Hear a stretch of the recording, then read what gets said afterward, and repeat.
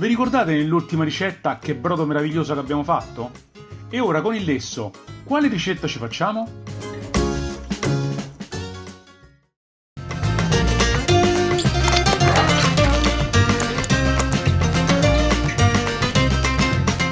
Carissimi, buongiorno e di nuovo bentornati nella mia cucina. Allora, nell'ultimo video abbiamo visto come si fa il brodo di carne. Ora, chiaramente, con la carne che ci è avanzata chiaramente dal brodo, generalmente ci si fanno tante ricette. Io vi faccio vedere quella romana, quella più classica, quella anche più piaciona, se vogliamo chiamarla così, proprio alla romana, perché stiamo parlando del picchiapò.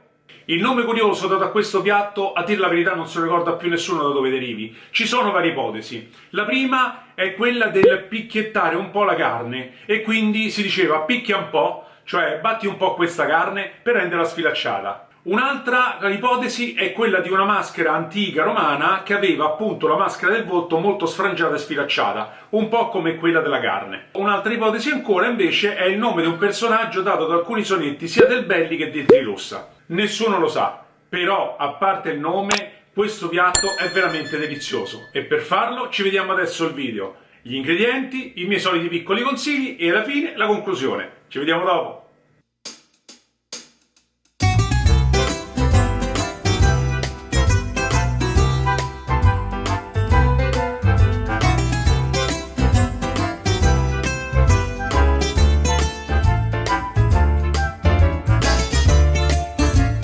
E allora, carissimi amici, per fare questo straordinario piatto romano di una storia veramente antica avremo bisogno della carne del lesso che abbiamo fatto l'altra volta per il brodo di carne, poi abbiamo bisogno di una cipolla rossa, questa è l'ultima che mi era rimasta di quelle di Cannara e come vedete ha pure ricicciato, io poi la pulirò, chiaramente toglierò il verde eccetera, poi abbiamo bisogno del pomodoro, io utilizzerò questo. È un San Marzano DOP. Quando facciamo i nostri piatti cerchiamo di trattarci bene perché li mangiamo noi e questo è uno di quelli. Voi utilizzate un pomodoro serio, costerà forse qualcosa di più, ma la differenza tra un pomodoro commerciale, che spesso e volentieri arriva anche dalla Cina, piuttosto che questo che è un pomodoro italiano e DOP, è veramente di poco, saranno tra i 60 centesimi e un euro. Per un euro stiamo a guardare? Poi mi era rimasto un pezzetto di guanciale. Allora, siccome nel fondo del picchiapò ci andava lo strutto, che chiaramente non ho, allora ci metterò un po' di sto guanciale perché mi è rimasto questo, poverello, mi sta a dire ma che fai? Che me vuoi buttare? Ma quando vai? Chi te butta? Poi ci sarà bisogno di qualche mestolo del brodo di carne che abbiamo fatto appunto l'altra volta, sale e pepe come al solito, e poi del basilico e del prezzemolo. Non so voi, ma a me fa impazzire l'odore del basilico, il profumo è troppo buono. E ora andremo ad affettare, il meglio che sia possibile, il nostro lesso.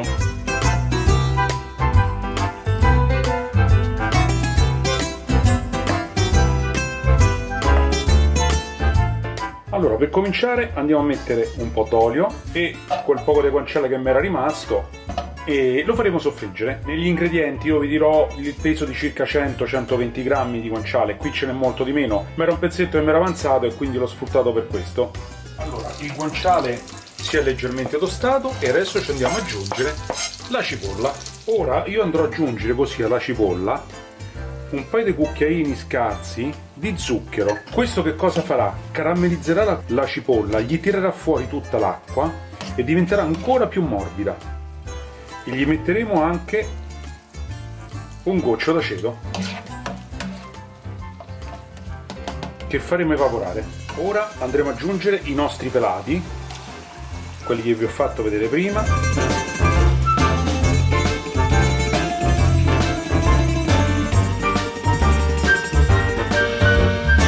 Mettiamo il sale,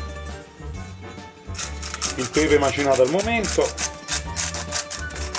Mescoliamo e lasciamo cuocere per circa 5 minuti. Se non vi si rompono subito, e questi non gli succede perché sono un prodotto di primissima qualità, schiacciateli con una forchetta. Questa è una cosa che potete fare anche prima, però io per non stare a sporcare altre cose lo faccio così direttamente in padella.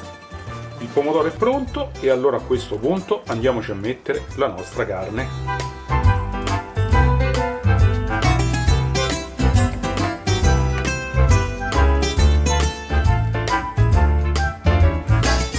aggiungiamo anche un mestolo del brodo di carne che abbiamo tenuto da parte la volta scorsa e adesso lo lasciamo andare per altri 5-10 minuti. Negli ultimi minuti di cottura mettete un po' di basilico spezzettato con le mani e il prezzemolo tritato. Questi sono profumi imprescindibili per rendere questo piatto veramente straordinario e dovreste veramente sentirlo perché c'è un profumo che ha invaso tutta la cucina, è meraviglioso. E adesso da qui altri 2-3 minuti e finiamo di cuocere.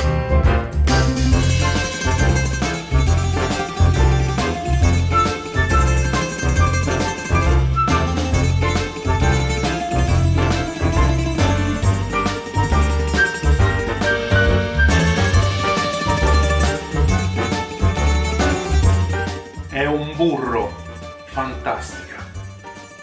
E allora, avete visto che cos'è? È qualcosa di straordinario. Profumi e gusti fantastici, un po' sapido, un po' dolciastro e poi con tutto quel sugo e la carne sfilacciata in quella maniera si presta benissimo a fare la scarpetta o una bruschetta. E allora sta a voi decidere come veramente mangiarlo, però fatelo perché sicuramente ne sarete estasiati. Allora io vi ringrazio per avermi tenuto compagnia fino a questo momento. Se è la prima volta che mi vieni a trovare, iscriviti al canale e clicca la campanella lì sotto così verrai avvertito per le prime prossime ricette. Se vi è piaciuta la ricetta mi raccomando distruggete i like, io ne voglio tantissimi, commentate e come al solito ci vediamo al prossimo video. Vi mando un abbraccio e un bacione, ciao!